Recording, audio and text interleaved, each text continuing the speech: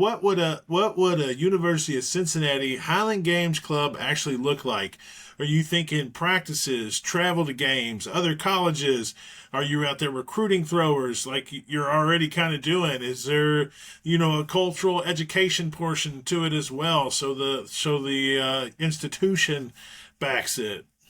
Yeah, so again, I've been trying to put a lot of research into to seeing how this could be obtainable, and as of right now, I have to wait until the beginning of the fall term because there's a club registration period that we're not currently in right now. So I have to wait until it's about mid-August whenever I can officially file for it to become a club.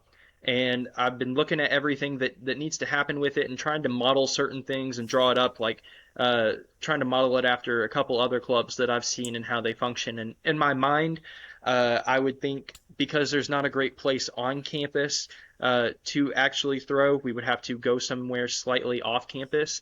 I would think we would actually go and throw or practice either every other week or every week, depending on the day and availability. I think recruitment wise, that's going to be a heavy component of it. I'd like to see again. I've talked to a few people in the bodybuilding club, and I'd like to see a lot of these really strong individuals come and try it out. But I'd like to branch into everything. Everybody I've talked to so far has been guys that I know. I'd like to see some women interested.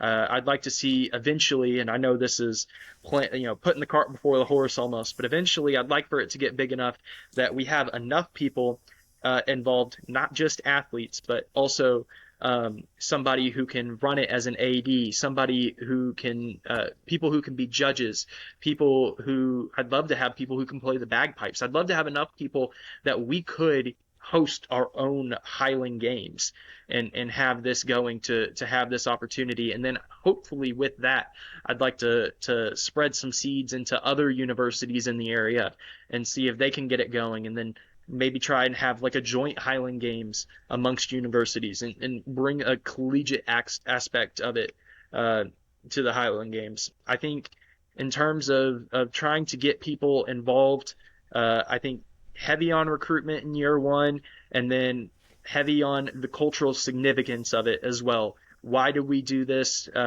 What is the history of this?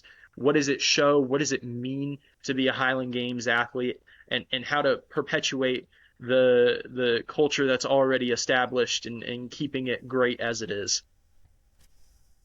All right. Well, if somebody's listening right now out there and they wanted to help you build that vision, what would you tell them right now? Um, we need all the help we can get. I think we're still very early stages, but in any form of encouragement with it, whether it be I need to get implements. So stuff like that versus if I could have people that are willing to come help coach, maybe lead a clinic, maybe if somebody knows of some good games for some really new throwers in the Cincinnati area or not too far away that I can look at and be like, this is a great one for some of these newbies to go and try out and be like, this is how you fall in love with the games. Let me send you to this games right here.